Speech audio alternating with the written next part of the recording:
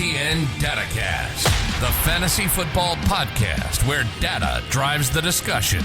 Here are your hosts, Adam Pfeifer and Tyler Loechner. Wide receiver time here on the FTN DataCast presented by the FTN Network.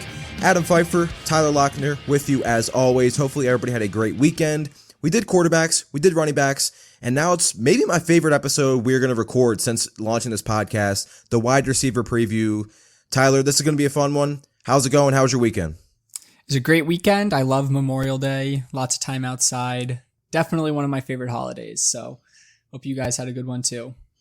Yeah, and look, I like to go back and forth a little bit to start the shows, but this is going to be such a loaded episode. We should just get right into the wide receiver preview. And I will say real quick, though, the early bird special we had for the FTN Fantasy Platinum package is now over. So hopefully you took advantage of that because it is going to be amazing. So I'm excited to see everybody being able to see all that content and tools and everything. But let's not waste any time, man. Wide receiver is the most loaded position in fantasy. There are 70 receivers we could talk about, but we're not going to do that. We'd be here for 2 hours.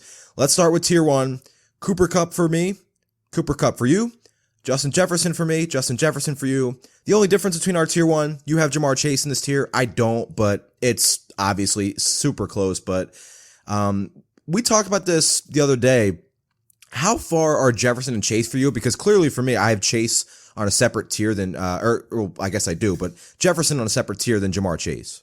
Yeah, I don't disagree with you putting Chase in tier 2. I actually even considered putting Kupp in a tier by himself, like a tier 0 or just Same. Kupp in tier 1 Especially by himself. after the Adams and Tyreek Hill trades, it's even easier to just make the argument that Kupp belongs in his own tier.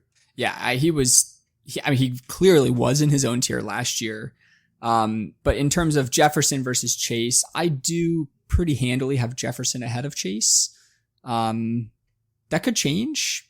You know, if Chase catches more balls this year, really, that's really the biggest difference is Jefferson is like a 100 to 120 if he pops off kind of catch guy. And I don't necessarily think Chase gets there with T. Higgins. But Chase can rack up the yards faster and the touchdowns faster. So Chase is still a tier 1 for me. Don't disagree with you having him tier 2, but even within my tier 1, it's pretty clearly Cooper Kupp number 1, Jefferson number 2, and Chase number 3 for me. Yeah, and with Jefferson, he had nearly 50% of Minnesota's air yards last season. Like clearly led the NFL. The touchdowns came up. Jefferson's led the NFL in air yards 2 years in a row. Right, and like that was always the case since he entered the league. It was Thielen was getting touchdowns, but when Minnesota threw the ball deep, it was to Justin Jefferson. And Thielen missed time last season, obviously, which helped the touchdowns go up to 10. But like, yeah, I think Justin Jefferson, you can make the case he's the best receiver in the NFL. Like I don't think that's outlandish. I still would prefer Kupp and Adams as overall talents, but Jefferson is unbelievable. So is Jamar Chase. The only difference I have with Chase and the reason he's in tier 2 for me, I expect some regression, right? A ton of long touchdowns last season. Joe Burrow had 12 touchdowns on vertical routes last year, led the NFL. Jamar Chase had 7 of them. Like, he's amazing. He's going to pop off and be among the league leaders in long touchdowns probably every year of his career. He's that good. I just expect some regression. Plus, it's not like his target share was elite, right? He was at 23%, right there with T. Higgins. So I just think that's enough to where Jefferson's probably going to be in that 27, 28% target share again. And then Cooper Kupp, we don't have to go into detail on Cooper Kupp. You know, set records last season. He's going to regress, obviously, but he's going to regress to being what? 400 fantasy points. I mean, obviously 400 is a joke, but he's unbelievable. So let's get into tier 2, where obviously I have Jamar Chase. And then what does your tier 2 look like? I'm assuming our first 2 tiers are going to be pretty similar. Yeah, my tier 2 is Stephon Diggs, Devontae Adams. I still have him top 5. Yep. And then CeeDee Lamb. How about you? Same exact one for me, except I have Chase kicking off tier 2. Mm-hmm. Stephon Diggs, I think, bias aside, I think he has an outside shot to finish as the wide receiver 1. I mean, he's going to see, top 5, 6 in terms of targets in the NFL this season. He was 164 targets last season, was 5th in the NFL. He led the NFL in end zone targets with 23. He's been, I think, like over 30, like around 35 the last 2 seasons. And he's playing with Josh Allen in the pass first offense. So like Diggs is one of my favorite players to draft in the back end of the first round. I think he's a first round player. And then CeeDee Lamb, like a lot of people through 2 seasons have said, okay, CeeDee Lamb's kind of been a bit of a disappointment, but I think it's pretty obvious, and especially with the target share we expect from him this season with Amari Cooper gone, the best is yet to come for CeeDee Lamb. Oh, absolutely. Yeah, I mean, Amari Cooper being gone is the sole reason why I have Lamb in tier 2 here. It's a little bit of a leap of faith. I could pretty easily put Lamb in tier 3, but I'm a Dak stan. Yep. Dak Prescott MVP should have happened last year. It didn't. But no, I'm definitely a believer in Dak and just his ability to absolutely rack up the yards, and touchdowns, and CeeDee Lamb as the very clear wide receiver 1 there. I don't ever think he really was the wide receiver 1 with Amari Cooper. I think Amari Cooper is incredibly good at football and was just always the guy, and maybe held Lamb back a little bit from the volume that we expected him to see. That's not going to happen this year. Lamb could see the Diggs level of targets, maybe not, because Dallas probably won't pass as much as Buffalo, but in terms of target share, Lamb approaching that 30% mark would not surprise me. So I am a very firm believer as Lamb as an elite fantasy wide receiver 1 this year.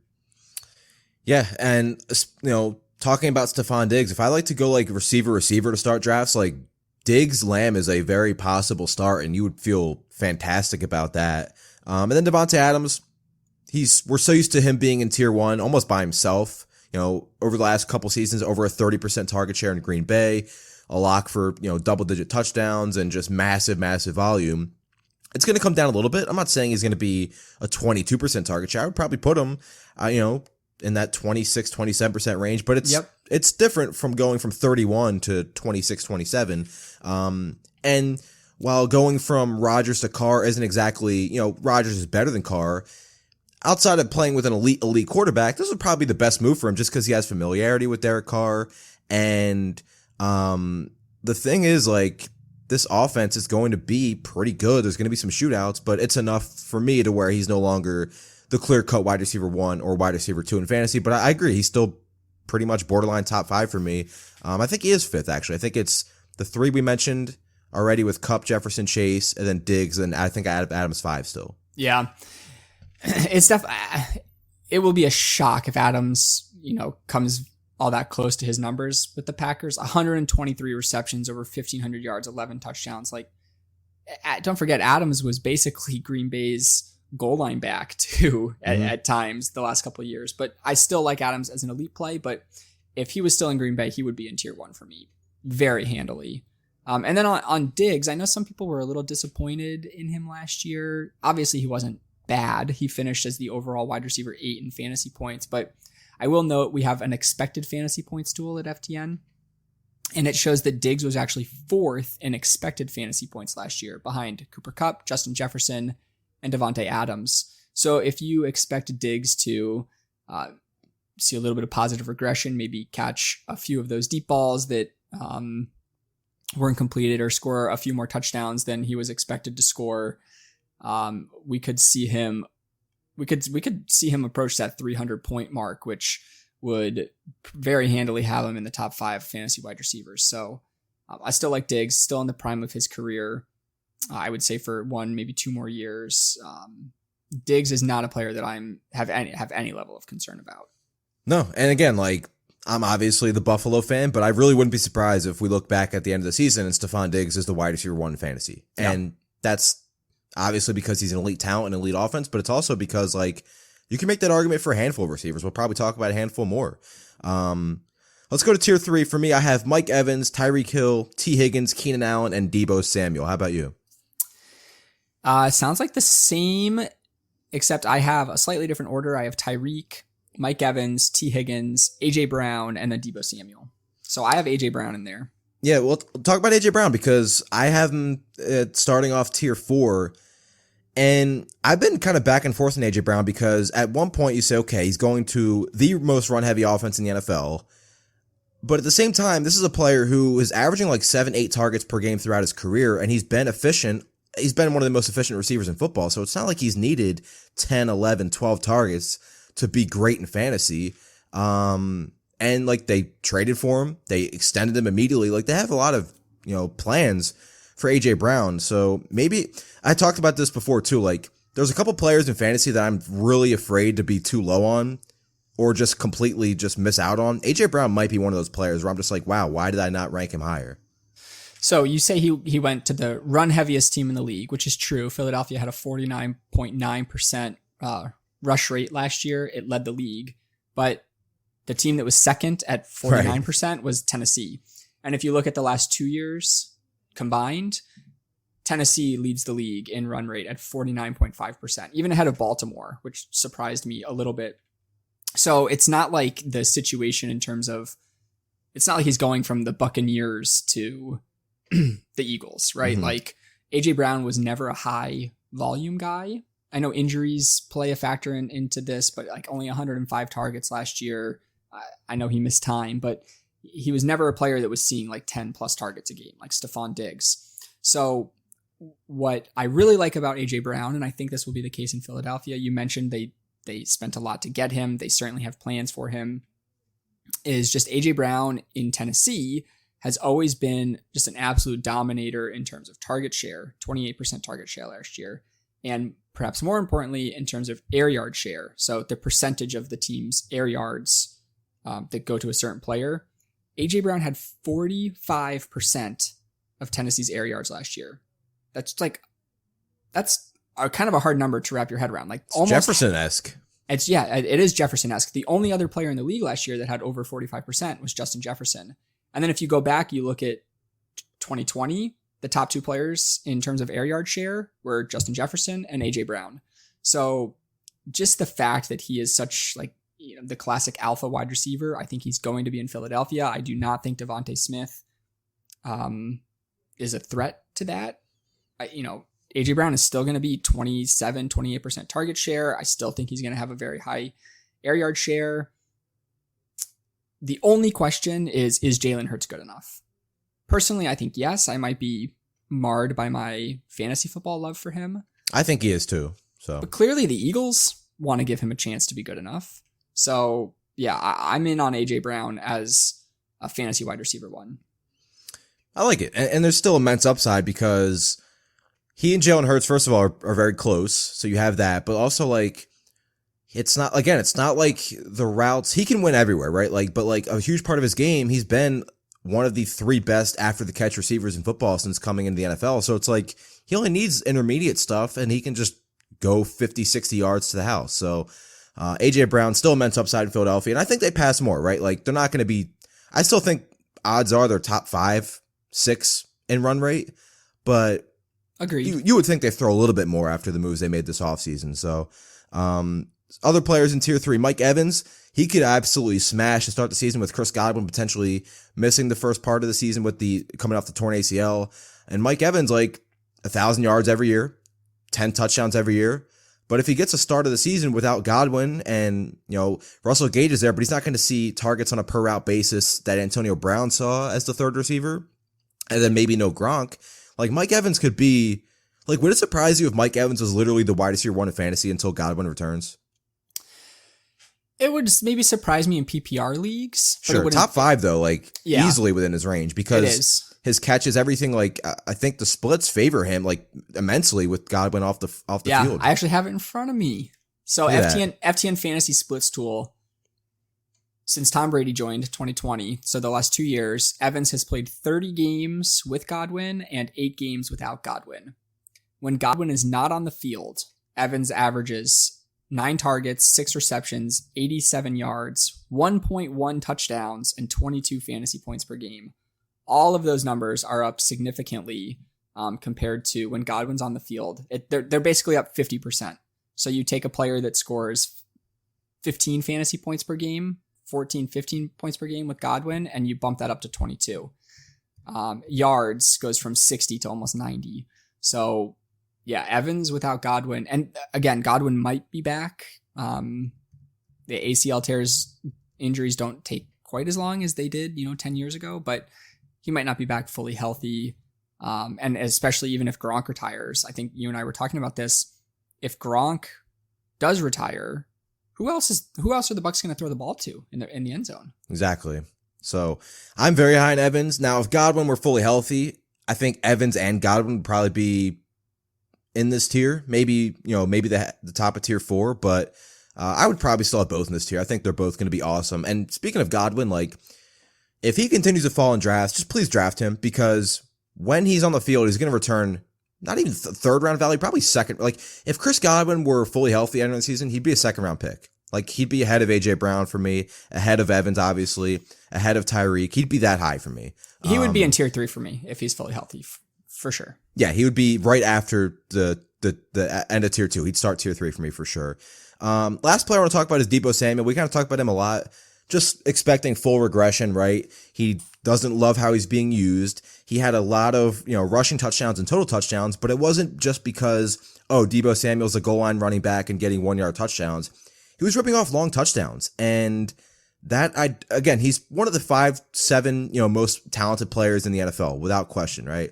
But it's just tough to bank on those long touchdown runs, and we talk about it a lot, but his targets weren't that impressive when Brandin Ayuk was part of the offense, right? We know he was, on the bench to start the season, but if you look at week 8, when he really started to play, because when Ayuk was fully part of the team, it's not like he was playing 65%. He was 90% of the snaps. He led the team in targets. In the games that he played, Deebo Samuel played with Ayuk from week 8 on last year, I mean, Deebo only averaged 5.8 targets and 3.9 receptions per game. Now, he had 75 receiving yards per game, which is insane for that volume. But again, I expect regression despite how talented he is. We don't know exactly what we're going to see from Trey Lance. So for me, Deebo's a player, and it's terrifying after what he just did. I haven't drafted once so far. Yeah, I'm on that same boat. You talk about the target share from over the second half of the season. Deebo was actually third on the team. It went Ayuk, Kittle, in all categories: yards, receptions, targets, touchdowns.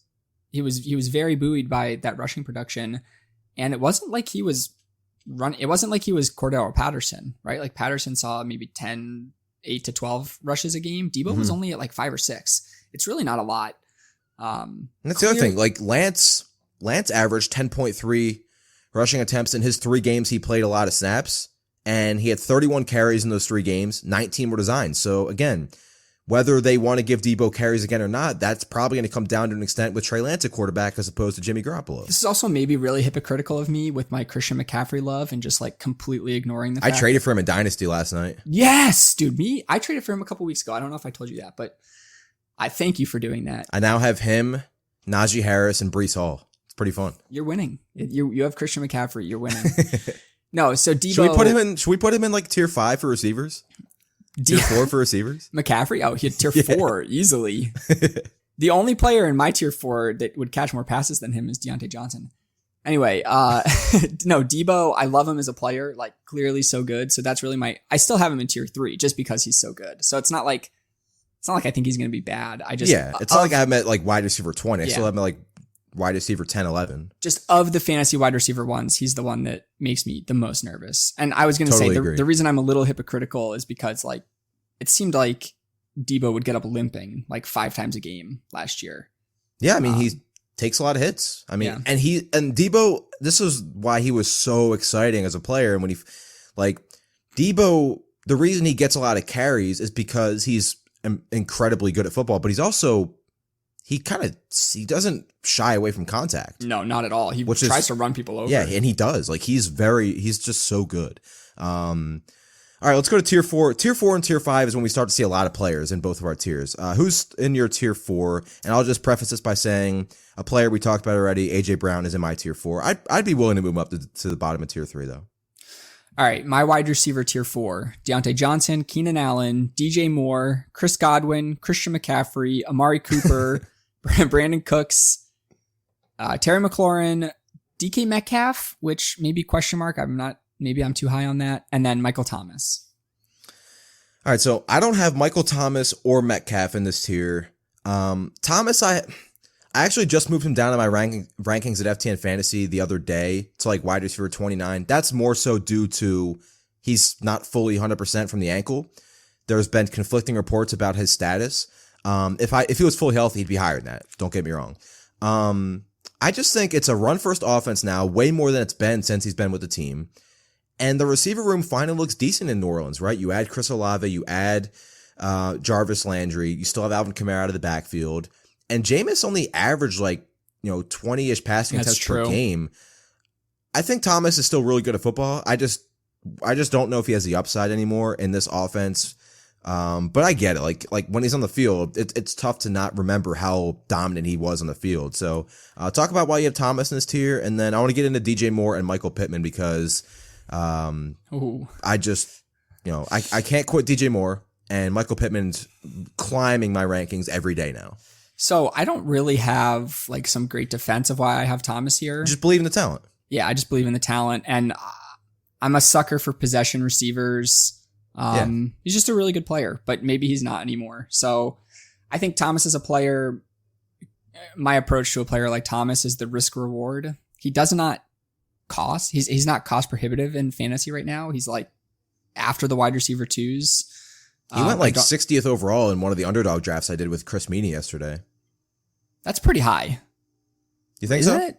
I think it's... What is that, like 5th round? I think that's usually where he goes, but it's not, again, to your point, it's not like you're going sounds crazy. High. Yeah, it sounds high. I was thinking more he'd be like a 6th round pick, but I guess 60th overall is kind of like right there. Right. Anyway, yeah, he's a good player. And then, yeah, DJ Moore. I'll hand the table over to you because I know you are a huge Moore stan. If DJ Moore had the 13th best quarterback in the NFL, he doesn't have to have Allen or Herbert or Mahomes or whoever. Give him Derek Carr. Put him where Devontae Adams is. Goodness. I would have him in the top. He'd be in almost tier 2 for me. Like in terms of talent, he's that good. He's as good as CeeDee Lamb and all these players. Keenan Allen. He's so good, and the volume is incredible. You look at the numbers last season for DJ Moore, and again, go to FTN Fantasy. Look at our market share tool, and it's free. Exactly. By the way, just Google it. Just Google air yards, and it's the first thing. And you can see everything. You can see percent of it. I'll just run through some. DJ Moore had 40% of the team's air yards, 3rd highest rate in the NFL. He had 32% of the receiving yards, 5th highest or 4th highest rate in the NFL. DJ Moore had 26% of the receiving receptions. That was the 5th highest in the NFL among receivers. And then his first read targets. This was the really interesting one. So he had 143 first read targets for DJ Moore last year. Only Jefferson, Deontay Johnson, Devontae Adams, and Cooper Kupp had more. DJ Moore had 35% of the first read targets on this team. That was tied for first in the NFL with Jefferson and Adams. Like, the volume is immense. And again, you can worry about the quarterback play, which is not good, but the majority of these first read targets came with Sam Darnold, who will probably start at quarterback. He's not good, but DJ Moore was still like wide receiver 1 numbers to start the season before Sam Darnold completely fell off the cliff. And that was with McCaffrey playing for a lot of those games too. So I'm not worried about McCaffrey coming back. If anything, it probably helps the offense to give DJ Moore some more scoring opportunities. So he's still firmly in this tier for me just because of the talent and the volume. And I like how his roles changed. In his rookie season, he was a high A-dot player that didn't convert a lot of those catches down the field, but then he's been more intermediate, more short, and he's been getting a lot more receptions, which has been great for him in PPR. He had 93 receptions last year. So if he had, like you said, a Derek Carr, Kirk Cousins, Matt Ryan, like the 12th to 15th, 16th best quarterback in the league, I would expect DJ Moore to like contend to lead the league in receiving. Like he's that good. Thoughts on DJ Moore? You basically just mentioned every single advanced wide receiver stat, and he's like top 5. Exactly. In all of them. And how many touchdowns did he score last year? Only 4. He's a 1,200-yard 4-touchdown guy. He's always 4 touchdowns. Every year. But his end zone targets weren't that low last year. Like it wasn't like he wasn't he had, pulling it up now, 10 end zone targets, which was like league average, a little bit below league average. There's only 3 wide receivers that had at least 3 players, not just wide receivers. Only 3 players that had at least 120 targets last year that scored 4 or fewer touchdowns. Number 1 was Jacoby Myers, who's like a total joke how Myers never scored. Number 2 is Darnell Mooney. Just definitely knew that. And we'll talk about Mooney in a little bit. And then 4th is DJ Moore. But what's crazy about Moore is he saw 162 targets. Mooney saw 140. Jacoby Myers saw 126. It's really hard to only score 4 touchdowns on 162 targets. If DJ Moore and Michael Pittman switch roles, where would you rank DJ Moore? He would definitely be in tier 3 for me at least. Yeah, he would smash. Yeah. Segue, Michael Pittman. He is up to like wide receiver 16 for me in my rankings. And here's why. Really talented player, coming off a season where he had almost 130 targets, 90 receptions almost, over 1,000 yards. Michael Pittman was like 9th in contested targets last season. Carson Wentz would just throw jump balls, hope for pass interference penalties. And, Pittman came down with a handful of them, but those are not highly converted targets. This season with Michael Pittman playing with Matt Ryan, I expect more scheme targets for him, more open targets for him to do stuff after the catch, which he was above average in after the catch, yards after the catch per reception in his rookie year, then fell off last season. I think that goes up this year. And here's the other thing, one of my favorite stats, again, talking about these advanced numbers we have at FTN Fantasy. Michael Pittman, 25% target share, which is obviously like 25%, that's like the range you want to be in, 25 and up. That's like really what you want from a fantasy wide receiver. But you look at reception share.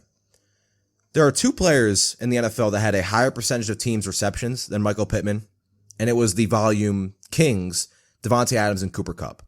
Michael Pittman had 27% of the Colts' targets or receptions last year, tied with Justin Jefferson and Mark Andrews for second most in the NFL. And you look at the depth chart, Alec Pierce, Paris Campbell, if he can stay on the field, maybe Nyheim Hines plays some more receiver. That's it. Michael Pittman for me is full on third year. It kind of broke out last year, but I expect an even better year this year. I'm on board, and I don't think Matt Ryan's toast. So Matt Ryan's very, very, very, very, very good. He's not great. He's just very, very, very good. So let me defend my DK Metcalf here for just a little bit. Speaking of very, very, very, very good. He's only 24. He's obviously just a physical freak of nature. He's entering his contract year. And I know it's a pretty small sample size, but without Russell Wilson last year, Metcalf actually was better. Yeah. On a per game basis. Lockett was the one that really fell off without Russ. Which kind of makes sense. It does. I do think Metcalf loses the top of his ceiling. Sorry, that doesn't make any sense. If you lose the top of your ceiling, it makes it even higher. I think Metcalf does not have as high of a ceiling, obviously, without Russ. Like, it would happen maybe two or three times a year where Wilson would throw for like 350 yards and 5 touchdowns. Yeah. That's not going to... On 27 passing attempts. Yeah. On a 4:30 p.m. slate that just completely destroyed DFS. That's not going to happen this year, but I still just think Metcalf is going to be the clear wide receiver 1. I think Tyler Lockett is the one that gets hurt by far the most. So Metcalf as my fantasy wide receiver 2 is something I'm still comfortable doing. It makes me a little nervous just having to like watch Drew Lock play football and root for it every Sunday. It sounds horrible. Well, the good news is Geno's going to start at quarterback, I think. I really think Geno starts over Drew Lock. Is there, I guess... Geno's been running, I think, as like the beat reporters in Seattle expect Geno to start, I think.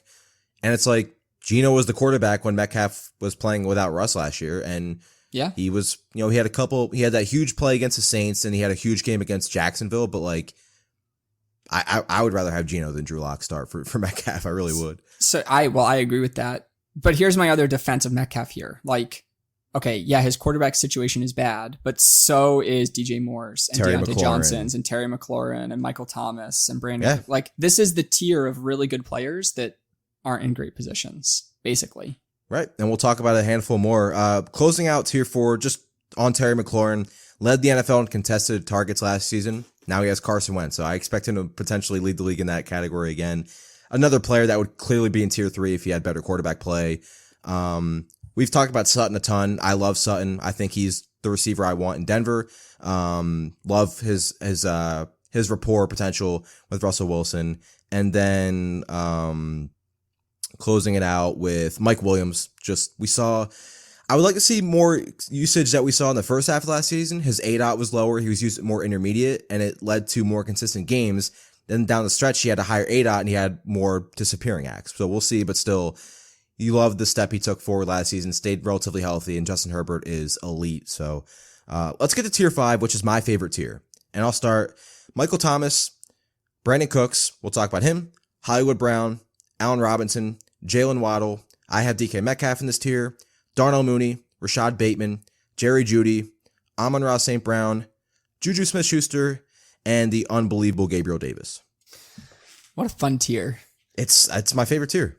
I have Pittman, although I think you've convinced me. I'll move Pittman up to tier 4. Cortland Sutton, Mike Williams, Jalen Waddle, Jerry Jeudy, Elijah Moore, Rashad Bateman, Brandon Ayuk, Hollywood Brown, Allen Robinson, Darnell Mooney, and Amon-Ra St. Brown. That's my tier 5. Let's start with the 2 best values at receiver, Brandin Cooks and Darnell Mooney. And Brandin Cooks has been the most underrated receiver in fantasy for like 3 years running now. You look at his numbers last season, in his splits with Davis Mills at quarterback, still averaged almost 16 PPR points per game, which would be way better than wide receiver 30, which is where he's going right now in drafts. He had at least a 25% target share in 7 different games last season. Like, it's just volume, talent, and I think Davis Mills clearly showed that he can play at the NFL level, so I'm not worried about that. And again, Brandin Cooks, if he plays close to a full season, is going to contend, top 7, 8 in targets because all they have after that is Nico Collins. We'll see what they get from John Mechie and then Brevin Jordan, who I like, but like Brandin Cooks is just this is why I love this tier so much because I'm not leaving many drafts without one of Brandin Cooks, Darnell Mooney, or Gabriel Davis.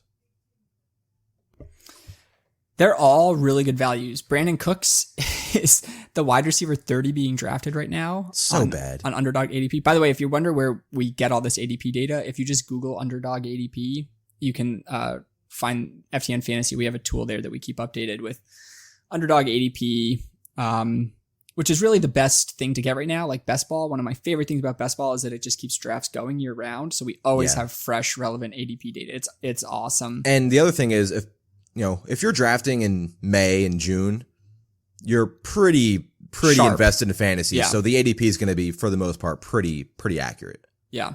So you kind of hit the nail on the head with these players, so I don't really have a ton to add other than of the 3 of them, which one's your favorite? Because for me, the answer is Brandin Cooks. Yeah. So everybody knows Gabriel Davis is like, I love Gabriel Davis. I still have Cooks comfortably ahead of him. Don't get me wrong. I have Cooks, not comfortably, but I have Cooks ahead of Jalen Waddle, who, check out his Underdog ADP. Tell me what you think of that, because I don't get it.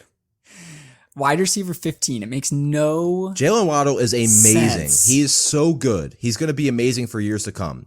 He just broke an NFL record for rookie receptions in a season, 104. But the worry I have is he was the clear focal point of the pass game last year with all those targets, right? His ADOT, remember in Alabama, he was making plays down the field. His last year in Alabama, he had an ADOT of almost 12 yards. In his rookie season in Miami, that went down all the way to 6.9. Yeah. And that was the Tua 12th lowest. Exactly. That was the 12th lowest mark among all receivers with at least 50 targets. So the volume was great, right? Nearly a 25% target share, top 10 in first read targets. Everything was great. But now you have Tyreek Hill, who's going to take a ton of targets away. You still have Mike Gesicki there. You have multiple running backs. And unless he gets downfield work this season, which is possible, I'm not saying it's not possible, I don't know how he's going to live up to a top 15 ADP because he's not getting 100 receptions again, and he's probably not getting anywhere close to the targets he got, unless his team just goes super pass heavy, which they did last year because they couldn't run the football. But now you have a really, really innovative running oriented head coach in Mike McDaniel, who was with San Francisco. I just don't see it with Waddle as top 15. I am closer to like wide receiver 23, 24. And maybe that's a mistake because, again, you want to bet on talent. He's as talented as most receivers in the league. But like another thing is, a lot of people are low on Tua, right? We see this on Twitter all the time. There's people that say Tua is not the answer. He's not going to be the NFL franchise quarterback at the NFL level for this team. If that's the case, then why is Tyreek Hill going as a top 10 receiver, which he should? I don't think that's egregious, but like, they shouldn't both be top 15 receivers then. If that's the case, then you better think Tua is going to smash this season. I'm not a believer in Tua. I am a believer in the talent of Tyreek and yeah, Waddle. I mean, we'll find I don't out think this year, anybody, right? like nobody disagrees with that. So yeah, it's really just a Tua question. But yeah, I agree with you on Waddle. I mean, Tyreek Hill going there is just going to take away a lot of that volume. Waddle was like a 10 target guy over the second half of the year last year, basically every single game. Never really gained a lot of yards. It's because you mentioned his ADOT was so low. But yeah, if he doesn't see 10 targets a game and he's still running really short routes, it's gonna be hard for him to pay off like really solid wide receiver 2 fantasy value. He's a player that I would not feel comfortable as my fantasy wide receiver 2. I just wouldn't. I mean, I think you have to like rank him there, kind of like towards the back end of the wide receiver 2s, maybe in like the 22-ish range. Yeah, I think that's right where he is. I think I have Cooks at 21 or 22, and then Waddle at like 23. Yeah, but I wouldn't love that. So that's why he's in tier 5 for me and not tier 4. Yeah. And then another player I have in tier 5 who I think is better than this, and I'm just a huge believer in him. I know I've talked about it a lot. It's the biggest reason why I don't totally love Deebo Samuel is Brandin Ayuk. You love Ayuk. I do love Ayuk. He got off to an obviously awful start last year. Like the coaches hated him, but he got out of that doghouse, and over the second half of last year, so from weeks 8 through 17, Brandin Ayuk was top 12 in receiving yards in the entire NFL. Sorry, that's only wide receivers. I should probably include like Mark Andrews there, who probably had more, and Travis Kelce. So we'll say top 15 in the entire NFL, but top 12 among wide receivers. And Ayuk led the 49ers over the second half of the year in targets, receptions, target share. So I'm a big believer in Ayuk's talent, and the only real question there is like who's going to be the San Francisco quarterback. Is it going to be Jimmy Garoppolo still, who I think really likes Brandin Ayuk, or is it going to be why am I blanking? Why am I blanking? Oh, Trey Lance. Trey Lance. Yeah. I do that all the time with or is any it gonna player. Or is it going to be Trey Lance, who will run more and might, lower the already not very high target ceiling for San Francisco players? It's probably going to be Lance, but like Jimmy is sticking around. Well, yeah, Kyle Shanahan came out recently and said that the expectation is still that Garoppolo gets traded. So, by the way, if you're doing drafts now, like Trey Lance's ADP is going to skyrocket once that trade eventually happens. So, dude, I do not think the trade is happening. I'm just going to come out and say it. That's fair, but I don't think you can go and start Garoppolo after this offseason with the trade rumors and everything. It just seems weird. I want to talk about a couple more receivers from this tier before we go to tier 6. I wrote an article. I do my fantasy crossroads series where I debate 2 players being drafted close to each other. It's free to read at FTN Fantasy. My latest one was Darnell Mooney and Gabriel Davis, which it really pained me because they're 2 of my favorite receivers in the entire NFL. You can go find out who I sided with, but it's 2 different cases kind of, right? With Darnell Mooney, you get the volume. You look at last season, averaged with Allen Robinson, who is now gone, obviously. Almost 8 targets per game, nearly 5 receptions per game in 12 games with Robinson. The overall numbers were great. 26% target share, 6th highest in the NFL. 9th in reception. He was top 10 in percentage of teams' receptions, yards, and air yards. And he saw 33% of Chicago's first 3 targets. Only Cooper Kupp, Adams, DJ Moore, and Justin Jefferson had a higher rate of a team's first 3 targets. And you look at what the Bears did in the offseason. They brought in Velus Jones and Byron Pringle. Not going to do it for me. So bad. Right. And this Bears team, their defense took a hit. Like, they're going to be one of the worst teams in football, so they'll probably be throwing a lot, trailing in games. Now, and I think Justin Fields is still good. I still firmly believe in Justin Fields. You saw Darnell Mooney in his rookie season. He saw 23 deep targets. And this is when he was playing with, Trubisky and Foles? 23 deep targets. He only converted 4 of them. 32% of his deep targets in that season were deemed catchable, according to our numbers. That was the 11th lowest rate among all receivers with at least 70 targets. Justin Fields, during his time in college, was really good in terms of deep ball accuracy. He was actually quietly 13th best in adjusted completion percentage on deep passes last season. So I think there's plenty of room there. Like, we've seen Darnell Mooney separate at all levels of the field, but especially deep down the field. We saw him turn Jalen Ramsey around in his rookie season. Like, he is that talented. I think as a talent, he's a top 30 receiver in the NFL. Are the touchdowns going to be there on an offense that's bad? Mooney was not great in end zone targets. We'll see. And that's where Gabriel Davis becomes more interesting, right? Full-on breakout is probably going to happen in year 3. He hasn't been a full-time player yet. 48% of the snaps in year 1, 73% last year. We obviously saw his immensely historic postseason game. But I just think he's the clear number 2 on an elite offense. he has been top 12 in end zone targets each of his first 2 seasons. And again, that's despite not being a full-time player. So Josh Allen clearly targets him in the end zone when he's on the field. And whenever he's been on the field, he's been good. I looked at the games last season where Gabriel Davis saw at least 5 targets. During those games, he has averaged 14.5 PPR points per game. That's better than wide receiver 30. That is good. He's going around wide receiver 26 right now. Like, I'm fine with that. I admittedly have him lower, but you have to also remember that's underdog ADP where he's like wide receiver 26, and Josh Allen goes into like the back end of the second round. And a lot of times in underdog drafts, you want to stack. So I think that also boosts Gabriel Davis's ADP, at least on underdog. But look, I think 1,000 yards and 10 touchdowns is firmly in his range of outcomes. He's not going to have the target share of Darnell Mooney. He probably won't even be top 20 in the NFL in target share, playing with Stephon Diggs and some other talented players. But I'm a believer in the talent.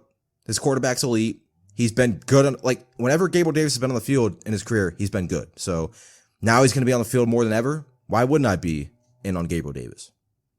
Nothing to add. I want to add real quick, Allen Robinson. He's in my tier. I almost want to move him up. You look at the numbers.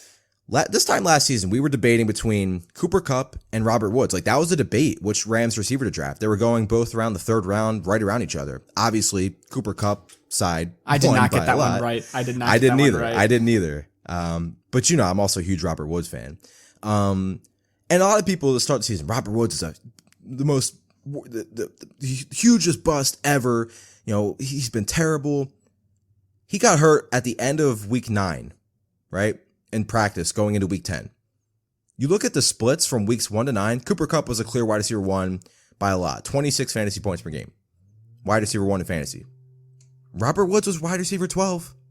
And now Allen Robinson's the number 2 receiver getting somewhat the Robert Woods role. He's not going to see the carries probably, but also playing with the best quarterback he's ever played with. I don't think Allen Robinson is suddenly bad at football either. I don't know if there's anything to not like about Robinson. Yeah, if you look at Woods and Odell combined last year on the Rams, and I know you can't really do that because they had pretty different roles. Woods' ADOT was about 8, Odell's was over 13, but just for some back of the napkin math, if you combine the two of them, it was about 90 receptions, about 1,000 yards, and nearly 10 touchdowns. So the point being, that's firmly in his range of outcomes. Yeah, the point being, the wide receiver 2 role in LA is still potentially very productive for fantasy. Yeah, I love Robinson. Again, I think he was just kind of like checked out with everything going on in Chicago last year and then missed the last couple games with injury. I still think he's incredible and he'll be in the best offense he's ever been in. So a lot of reasons to be excited. Let's go to tier 6. Who do you have in tier 6? Again, another tier where we get a lot of players that are, there's like a nice mix of rookies, potential like post-hype sleepers, and a couple veterans. I have Kadarius Toney. I have DeAndre Hopkins here, but I probably I don't know if I should. Like, is that too high? Because isn't he going to miss 10 games, or is it only 6? 6 games. Okay, then yeah, I'm fine having. But yeah, he's like my wide receiver 40ish. So like he belongs in this tier. Obviously, he'd be in tier 2 if he weren't suspended. So I have Toney, Hopkins, Juju, Treylon Burks, Drake London, Devontae Smith, Adam Thielen, Tyler Lockett, Gabe Davis. But I think you have convinced me to move him up. There you go. Alan Lazard, who I don't think I'm high enough on, Hunter Renfrow, Chase Claypool, and the best wide receiver value right now, Michael Gallup. Yeah, I mean, Gallup's probably going to smash once he's healthy. My tier 6 is Elijah Moore, Thielen, Drake London, Tyler Lockett, Devonta Smith, Brandon Ayuk, who maybe I'll move up. This is a good reason we do this podcast. We can change, we can convince each other to move players up. Treylon Burks, Chase Claypool, I want to talk about, Kadarius Toney, Garrett Wilson, Hunter Renfrow, Hopkins, and Christian Kirk. Talk about Allen Lazard, because there's a lot of debate right now. Who's the wide receiver 1 in Green Bay? Is it Watson? Is it Watkins? Is it Lazard? I think it's pretty comfortably Allen Lazard as well. Yeah, I think it is Lazard. Maybe it becomes Watson, and maybe it becomes Watson like near the goal line. But for right now, I don't really see how you don't put Lazard there. And Lazard is a good player, but really the reason, I don't think he's like some great player, but really the reason we like him is because he's tied to Aaron Rodgers. And in games last year, this is using the FTN Fantasy Splits tool, When Lazard had at least 5 targets last year, that happened in 7 games. When he had fewer than 5 targets, that happened in 8 games. So it's pretty much like an even 50-50 split here. When he had at least 5 targets, which, by the way, I think will happen every single game this year, he had 52 receiving yards, 1 touchdown per game, and 16 fantasy points per game in PPR leagues. He's not going to score a touchdown every single game this year, but he could score 10. Yeah. He could definitely score 10 touchdowns. He had 8 last year, and that was with Davante Adams taking a 31% target market share. So just like this huge volume of targets have opened up. I do think we see Aaron Jones probably catch a lot more passes. But Lazard has the connection with Aaron Rodgers. Rodgers didn't just like him last year. Lazard had some good games in 2020 as well. So we talk about that kind of like magical 1,000 yards, 10 touchdown mark of players going in this, of wide receivers going in this range. I think Lazard is probably the most likely to do it. Just like the touchdown potential is really going to be there in Green Bay. It's not like Aaron Rodgers is going to turn into a pumpkin. So No. I don't think, I just don't know about the yardage. That's what I was going to Christian say. Watson's there. So I'm not saying it's going to happen, but I do think Lazard he's definitely going to be catching touchdowns. Like that is for sure going to happen. Yeah, I like the touchdown potential. You look at the last 5 weeks of last season, Lazard was the wide receiver 8 in PPR leagues. He's not going to be anywhere close to that good, obviously. That's nuts. But he averaged a touchdown per game during that span. During that span, he also had 6 end zone targets, which tied with Davante Adams for the 5th most in football. And again, he was getting end zone targets alongside Davante Adams during that stretch, and now there's no Adams. I think he could easily lead this team in end zone targets. 1,000 yards seems a lot for him, but like 8 to 10 touchdowns is firmly in play. But absolutely in play. 850 yards doesn't seem like that much for him. If he goes 850 and 9, I would not be shocked. Yeah. At all. So I like the Lazard call a lot. Another player that's been rising for me is Chase Claypool. And it's just, again, it's kind of betting on talent, and I just hope the role changes. Matt Canada recently talked about moving Claypool around more, potentially in the slot. And if that happens, a third-year kind of post-hype sleeper breakout season is fully possible. Juju Smith-Schuster's gone. He was a full-time slot player. We know that for Pittsburgh. Deontay Johnson plays out wide. So last year, we only saw Claypool in the slot about 19% of the time, which is low. But like with his size and speed combination, he can create so many mismatches playing in the slot. And you look at some of his best games in the NFL. His best game last year was Week 5, where he had 130 yards on 5 catches and a touchdown. He had 77 yards and a score and 2 of those catches from the slot. And then remember his breakout game in the NFL against the Eagles 2 years ago, right? 110 yards, 3 touchdowns, also added a rushing touchdown. Almost 50 yards, and 2 of those touchdowns came when he was aligned in the slot. And it's just like you watch that Eagles game too, and I know it was 2 years ago, but you could just clearly tell, like, you can't put a linebacker on him because it's over. And slot corners are going to struggle with him too because his size is ridiculous. So I'm hoping we get Chase Claypool in the slot. And again, I don't think Pittsburgh's passing offense is going to be great, but like there'll probably be more downfield attempts than what we saw last year from Roethlisberger, who last year he had the 12th lowest rate of passes going for 20 yards or more, and he was second worst in the NFL in intended air yards per pass attempt behind only Jared Goff. So I'm in on Claypool. I like the upside he presents in this range, and I just think if he's playing, 40, 50, 60% of the slot, I think he could just be really hyper efficient. Maybe he doesn't see 95 to 110 targets, but like, I hope that might be his ceiling, but like he could be hyper efficient on those targets, especially if, Kenny Pickett's the real deal or if Trubisky. I think Trubisky's fine. Like, I don't think whoever starts, I don't think it's going to be this immense downgrade from Roethlisberger from what we saw last year. Yeah, Roethlisberger was not good last year.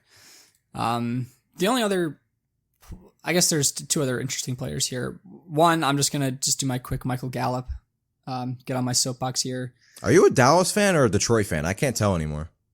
I'm a Dak fan. And apparently, I like Dak too. Apparently I'm a Detroit fan. And apparently I'm like kind of a Jets fan too. So, but actually you're a Patriots fan, right? I'm actually a Patriots fan. Yeah. Sorry to hear that. For the first time in my life, I'm sorry to hear that. What, dude? They might finish last. Says the Bills fan after 20. Hey, that's why I said for the first time in my life. Complete ownership. All right.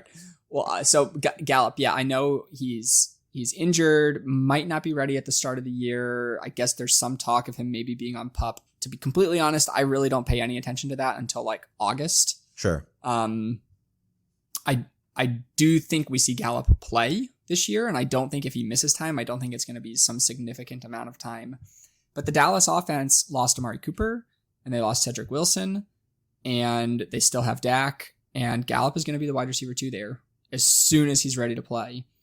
And he's a really good player. He just flat out is a really good player. His second year in the league, he had 1,100 yards and 6 touchdowns on only 66 receptions. And throughout his career, when he has seen at least 6 targets in a game, which I don't think is an unreasonable amount to maybe average if he's the wide receiver 2 in Dallas, with at least 6 targets per game, this is from the splits tool, he averages 69 receiving yards and a touchdown, 0.4 touchdowns. So almost a touchdown every other game, and 14 fantasy points per game. So I actually don't have Gallup's ADP in front of me, but I think it's close to like the wide receiver 50 range, which he's going to be a fantasy wide receiver 3, like flat out as soon as he's on the field, which might be as soon as week 1. So I love buying Gallup here. And then I know that you, I'm going to put him in tier. I'm going to put him in this tier, by the way. I had him in tier 7 just because of the uncertainty, but like similar to Godwin, not to that level, but like when he's on the field, Gallup's going to return, like you said, wide receiver 3 value, I would imagine. So yeah, and he's with an elite quarterback. He's a proven good player. Yeah, I love Gallup. And it's a small sample size real quick, but he played 2 games without Amari last year. 9 targets, 5 receptions, 75 yards per game. Nuts. So he's not going to get that, good. But like, again, you mentioned the numbers with it when at least 6 targets. Just give him 6, 7 targets. He doesn't need 9. Yeah, he's so good. And then I know that you're a Kadarius Toney stan, so I want to hear you kind of riff on Toney now that he has Brian Daboll. It's really, again, so Kadarius Toney was my second favorite receiver in his draft class behind Amon-Ra, and we saw the flashes last year, right? Like top 10 yards per out run. His targets per out run were elite, and he showcased immense talent. Like change of direction was amazing. After the catch ability, route running, it was great. And I'm a believer in Toney, and as everybody knows, I'm a massive believer in Brian Daboll just putting his players in the best situations to succeed. We saw him get the most out of Isaiah McKenzie, who I think he'll use similarly. He'll use Toney in a similar way, but the difference is Toney's going to be a full-time player, and Toney's 20 times better than Isaiah McKenzie. So that alone excites me. Yeah, Toney. It is a little hard, admittedly, to read too much into, like Giants receiving shares last year, just because it was like a revolving door. But when Toney was healthy, his target shares were 25%, 35%, 32%, and 22%. That's really high. I mean, that's a floor of 25% and a ceiling of 35%. Does he see that? I don't know. I really don't. But any rookie that busts off for 189 receiving yards and 10 receptions in his first healthy game is, to me, like, that just proves you're going to be a good player. That's the same argument I have for Amon-Ra. Like, everybody talks about, but he did it without Swift and Hawkinson. Like, granted, yes, he got more targets because of that. But if you can produce at the level he did in an NFL offense, and an NFL offense that's not even that good, like the Lions were a bottom tier offense last season, but like he was clearly the number 1 target. Every team knew that, and he was just smashing every week. Just tells me you're a good player. Historically, you're a good player. And I know it's easy for me to say this because, again, I thought it was a joke that he fell to the 4th round in the NFL draft. And again, he was my favorite receiver in that draft class.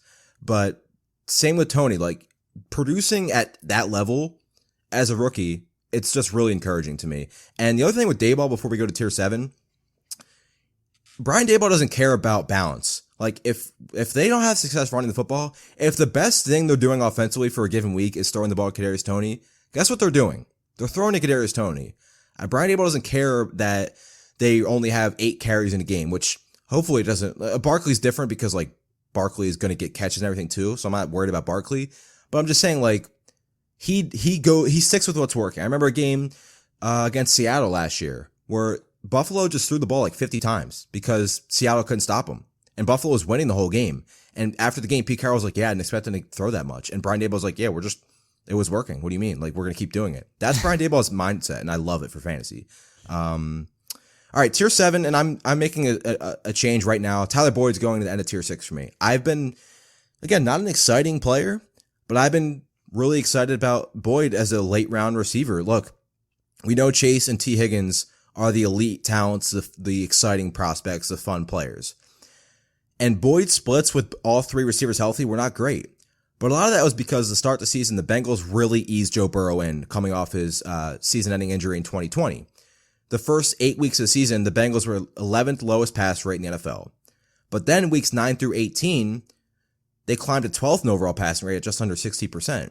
And during that span, I take away week 18 because the Bengals rested their starters that game. So weeks 9 through 17, Tyler Boyd was the wide receiver 27 in fantasy, and that was with Chase and Higgins, both as top 20 receivers as well. So Joe Burrow can clearly support 3 top 35 receivers in fantasy. And if this team goes right into this season with that same kind of passing rate, top 12, and the offensive line's been improved, so who knows if they go even higher, I think Tyler Boyd's going to be a really good value.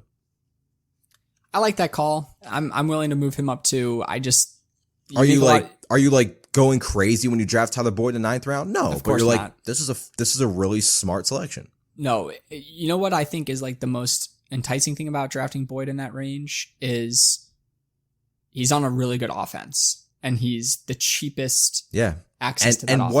And what if one of the receivers misses 5 weeks? That's Tyler true. Boyd's a borderline must-start receiver. So it's almost like Tony Pollard at receiver. It's a good point. Not, again, nowhere near as explosive as a player, but just the mindset. It's like, oh, Tyler Boyd right now is in a smaller role in this Bengals offense, but it's an elite offense, and he's going to be involved to an extent. And there's situations where all of a sudden he could be the number 2 in a top 7 offense in the NFL. Did you say the rest of your tier 7, or did you just go I did not. to I just Boyd? wanted to make sure Tyler Boyd got in tier 6. But the rest of my tier 7, we're going to see a lot of rookies in this tier, right? Chris Olave, Sky Moore, Christian Watson, Jamison Williams you could put in this tier. I also have Robert Woods in this tier just because of the age and the ACL injuries coming off of. Then I have Russell Gage, Kenny Golladay, and Jacoby Myers. Yeah, similar tier for me. I have Christian Kirk in 7. I know you had him in 6. I have Jacoby Myers here. And then all those rookies you mentioned. And really, it's kind of like tier 7 plus, right? Like at this point, we start talking about basically every wide receiver. Tim Patrick you could throw in. Yep. Some of the Chiefs receivers we didn't mention outside of Sky Moore and Juju, right? Mecole Hardman, Marquez Valdez, Scantling. Like, this is why it's kind of tough to do a receiver preview because we could sit here for another hour and go into the wide receiver 68. And it's like, oh yeah, he makes sense as a late round, Rondell Moore. Right. With no Hopkins for the first 6 weeks. Like, so many receivers you can make an argument for. So the free agents. Odell Beckham and Juju and Julio Jones. Yeah, for sure. I mean, OBJ, if he signs somewhere and it seems like he's on track to be healthy relatively without too much time missed, he definitely shoots up several. And like, what if Julio signs with Baltimore or something? Like, probably goes in the top 10 rounds.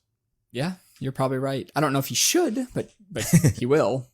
So of players kind of in this tier, the one that I like the most is Russell Gage, playing with Tom Similar Brady. to Tyler Boyd. Yep, very similar to Tyler Boyd. You get access to a very good offense. Russ Gage will be, at worst, the wide receiver 3 on the team. If Gronk doesn't play, he gets a boost there. If Chris Godwin is not there at the beginning of the season or is still injured at the beginning of the season, Russ Gage gets a boost there. He's a player that I think people will be surprised to know that he had a 23% target market share last year, which was right there with like T. Higgins and Chase Claypool, and Gage is not as good as those guys, but the point is he was a centerpiece in Atlanta's offense last year without Calvin Ridley there. And Antonio Brown also had a 23% target market share with the Buccaneers.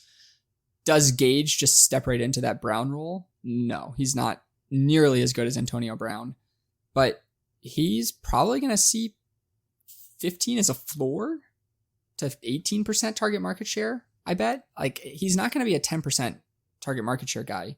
So I like Gage. He's very cheap. access to the Bucs offense, access to Tom Brady explosion weeks. Just a good bet on situation player that's a little bit better, I think, than people realize. Yeah, and 18% market share in this offense would be great. But even if he gets 15, 16, if Tampa Bay is leading the league in passing attempts per game and overall again, that's not even the end of the world if he's at 16% in this range of receivers. So I like that call a lot. And again, situations change and he's thrust in a larger role. He could be a top 30 receiver very easily in this offense. Then you have, again, the rookies, right? Sky Moore has Adam, potential. I'll be back in 2 minutes. Sorry. Oh, good. Yeah, then you have the rookies like Sky Moore has potential.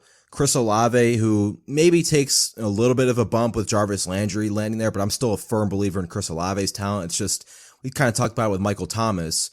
If their passing volume's down and we're worried about Michael Thomas, it's tough to feel incredibly excited about Chris Olave. I think Robert Woods is interesting because one of my favorite receivers in the NFL. I still think he's talented. Now he's, on the wrong side of 30, coming off a torn ACL, and now he's in a run-first offense that's nowhere near as explosive as the Rams. But you look at the depth chart, it's Treylon Burks and it's Robert Woods. Robert Woods could easily lead this team in targets. And in this range, I don't know how many of these receivers can comfortably say they will lead their team in targets. Olave, no. Sky Moore, probably not. Lazard, maybe. Actually, I have Lazard in tier 6 now, so he's not even in there for me. Tyler Boyd, no. Russell Gage, no. Christian Watson, I don't think so. Galladay, probably not. Gallup, no. And then maybe Jacoby Myers. So just that argument alone for Robert Woods. And the other factor is we saw him get carries and jet sweeps and everything with the Rams. I don't know if we see that with Mike Vrabel and company in Tennessee, but if they decide that's a part of their offense they want to use, that gives him a little bit more value, which is why I've loved drafting Robert Woods for years, because on top of him being a good receiver, you get that added, rushing totals, per game every now and then, which is nice. So I like Robert Woods in this range. And then again, like we talked about, I think Tim Patrick is in that same Tyler Boyd, Russell Gage mold. You get access to what should be a very good offense. He's already an underrated player that's going to have a role anyway. And again, he could be thrust into a larger role. And with how good he's been, led the team in end zone targets last season. Russell Wilson's been among the league leaders in end zone throws pretty much every year of his career. So there's going to be weeks where Tim Patrick has good games. And there's going to be weeks where he doesn't, but that's why he's in this tier. But there's upside there in this tier. Like I think I feel better about Tim Patrick than maybe some of these rookie receivers, to be honest. Yeah, Patrick is a player. He's actually a player that I can't remember when it was, but a couple of years ago, I picked him up off waiver wires. I was real desperate, and he kept scoring touchdowns. So I've always liked him since then. And then yeah, Robert Woods is a player that could easily move up a couple tiers. Really like his potential in Tennessee. Treylon Burks is the player that everyone expects to be the wide receiver one in Tennessee, but yeah, it could easily be Woods. Exciting team. I really, Mike Vrabel, I think is an amazing coach. So I am excited to see what Woods does there, but not a player I'm really willing to spend a lot of fantasy draft capital on, but definitely a player I'm willing to take a couple shots on. Yeah. And then I was going to say, like I said, like Woods is one of the receivers in this tier that you could see lead his team in targets. You can't really make that case for a lot of others. Maybe Jacoby Myers. Maybe Myers. Yeah. So, okay. I have a question of players we haven't talked about or listed, like players going real deep. Like if you're doing an 18 round draft, which wide receiver do you like taking a shot on at the very, very end of the draft? Again, it's going to be a lot of the rookies, right? I like Jalen Tolbert a lot in Dallas. We'll see. Obviously, Gallup going to miss some time potentially, and I think Tolbert could easily step in and be the wide receiver 3 at some point over James Washington. So I think there's upside there. Mm-hmm. David Bell as well in Cleveland. Like you have Amari Cooper and David Njoku, and then what at receiver? Like David Bell could easily slide in as the number 2 receiver there. I also like Jarvis Landry is fine in this range. You could even talk me into Devontae Parker. So my favorite, and he was my favorite last year and it worked out, and it's like the same cost this year as Van Jefferson. Yeah. There's 2 things about it. 1, Odell might not return. Number 2, at worst, Jefferson is the wide receiver 3 there, right? But what if, I'm not saying I think it's going to happen, but what if Allen Robinson really isn't that great? Like, I don't think anymore. I don't think that's the case, but maybe we're blinded by our Robinson love. Like, no one expected Darnell Mooney to just completely overtake him as the wide receiver one in Chicago last year. So I don't think that's completely out of the question. But yeah, Jefferson's a great deep ball threat. He actually ranked top 25 in the league last year in air yards. You know, players right around him in air yards were T. Higgins, Keenan Allen, CeeDee Lamb, A.J. Brown. So good company in terms of air yards. Obviously kind of like a boom bust player, but that's particularly in best ball leagues. That's a kind of player that I like to draft at the very end. Yeah, totally. And he's, again, in an elite offense. And then I'll add, before we get out of here, you know, 2 Lions, Jameson Williams and DJ Chark. I mentioned Devontae Parker. And then how about KJ Osborne? I think Minnesota throws more. He's been good when he's gotten opportunities for fantasy. Not great, but good. And Adam Thielen's, you know, missed time last season. He's getting up there in age. Jefferson's obviously the clear one, but I think they also run more 3 wide this season. Maybe not as much with Irv Smith back and healthy, but like they got a good play from Tyler Conklin, so they could still go 3 wide with Irv. Wouldn't surprise me at all.